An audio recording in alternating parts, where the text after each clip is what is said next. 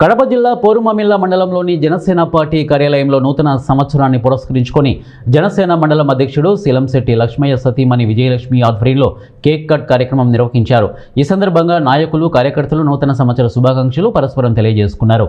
అనంతరం పార్టీ కార్యక్రమాలు, రాబోయే రోజుల్లో చేపట్టాల్సిన కార్యాచరణపై విస్తృతంగా చర్చించారు. మరి మన ముఖ్యమంత్రి గారు నారా చంద్రబాబు నాయుడు గారి ఆదేశాల మేరకు ఆయనకున్న పరిధిలో ఎక్కడైతే పేదవారు ఉన్నారో వాళ్ళందరికీ కూడా సంక్షేమ ఫలాలు అందేలా చూస్తూ ఇంత బాగా పరిపాలన అందిస్తున్నటువంటి మన ఉప ముఖ్యమంత్రి పవన్ కళ్యాణ్ గారికి కూడా అందరం కూడా ఒకసారి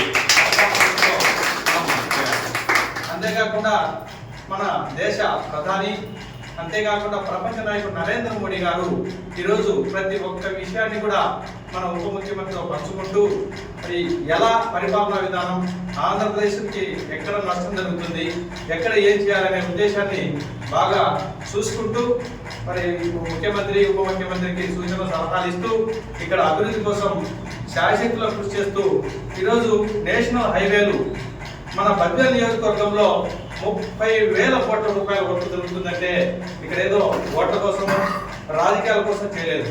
ఇక్కడ ఉన్న ప్రాంత ప్రజలందరూ కూడా గమనించాలి. ఎందుకంటే ఎప్పుడు ఏదో ఒక పార్టీని గెలిపించుకుంటూ ఆ పార్టీ ఎంతవరకు మనకు ఉపయోగపడుతుంది అనేది మరి ఎంతవరకు సమంజసంగా లేదు. నరేంద్ర మోడీ గారు ఈ బద్వేల్ నియోజకవర్గానికి దాదాపుగా కొన్ని వేల కోట్ల రూపాయలు శాంక్షన్ చేసి అభివృద్ధికి మరి శ్రీకారం చుట్టారు.